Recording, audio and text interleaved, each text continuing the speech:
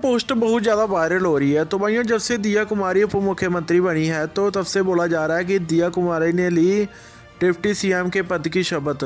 सिरमौर रियासत के राजघराने से ताल्लुक़ रखती है दिया कुमारी। तो भाइयों, हिमाचल में बहुत चल रहा है, बहुत दिनों से आप सभी देख भी सकते हो पोस्टें।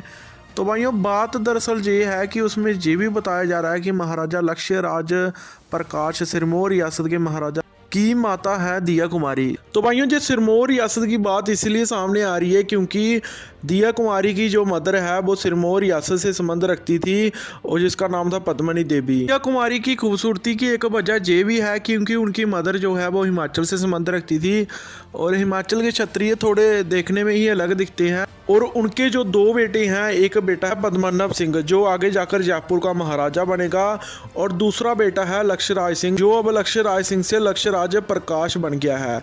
तो भाइयों, देखने की बात यह है कि सिरमौर रियासत जो कि बाटी राजपूतों की रियासत है, तो उसके आखिरी महाराजा थे, उनके आगे कोई औलाद नहीं थी, उनकी बेटी ही थी। तो उन्होंने क्या किया कि सिरमौर रियासत से ही संबंध रखने वाली पद्मनी देवी जो दिया कुमारी की मदर है, तो उसने अपने जो पोते थे उनमें से एक को सिरमौर रियासत का राजा बना दिया, जो आज से नहीं छोटे होते हुए ही वो राजा बन गए थे।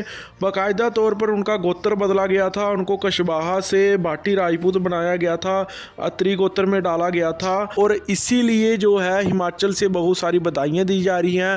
वैसे उनका ओहदा घटाया गया है, बीजेपी आरएसएस ने बहुत ही गलत काम किया है। जिनकी रियासत जयपुर में जहाँ पर शपथ ले रहे थे वो जयपुर के महाराजा द्वारा बनाई गई थी।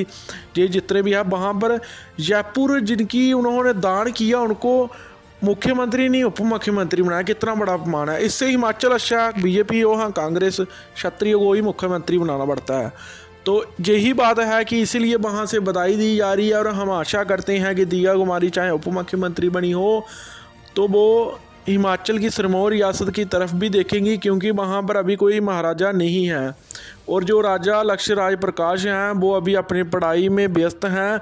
पिछले साल वो आए भी थे और उन्होंने बोला कि जब जैसे ही मेरी पढ़ाई ख़त्म होगी वो सिरमौर रियासत को संभालने का काम फिर से शुरू करेंगे।